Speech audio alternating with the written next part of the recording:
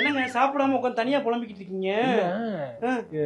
வந்த புதுசுல அப்படியே 3 சட்னி, கறி குழம்பு, அது இது ரத்த பொரியெல்லாம் வச்சு இட்லிக்கு தேவையில்லாததெல்லாம் சைடிஷா வச்சு என்ன நான் தாங்க வேணாம்னு சொன்னேன். தேவையில்லாத நான் உங்ககிட்ட நான் வேணான்னு சொன்னா உனக்கு சமைக்க சட்னி அரைக்கவே தெரியலன்னு அது திங்க முடியாதனால நான் பொடி போட்டு சாப்பிட்டுக்கிறேன். நான் நைஸா போறது அப்படி நீ அதெல்லாம் கொண்டு வந்து உங்க அம்மாட்டெல்லாம் சொல்ல தேவையில்ல. தெரியா இல்லையா?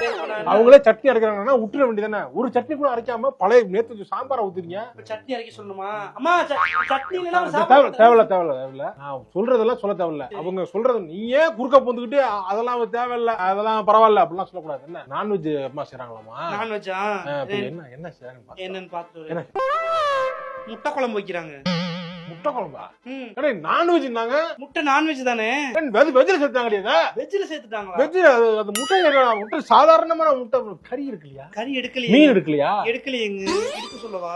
எடுக்க சொல்லவான்னு எடுக்க சொல்லவா? கேட்டா பண்றது. தம்பிட்ட நான் ஃபோன் பண்ணி சொல்லி எடுக்க சொல்றேன். வேணா வா இங்க வா விடு.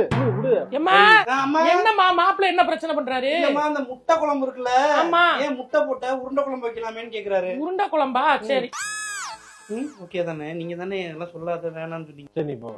ஏம்மா என்னம்மா உருண்டை குழம்பு வைக்க பேசாம வெறும் புளி குழம்பா வச்சிருவோம்மா. வெறும் குழம்பா கூட வைம்மா. உருண்டை வெறும் குழம்பா வச்சிரவா? சரி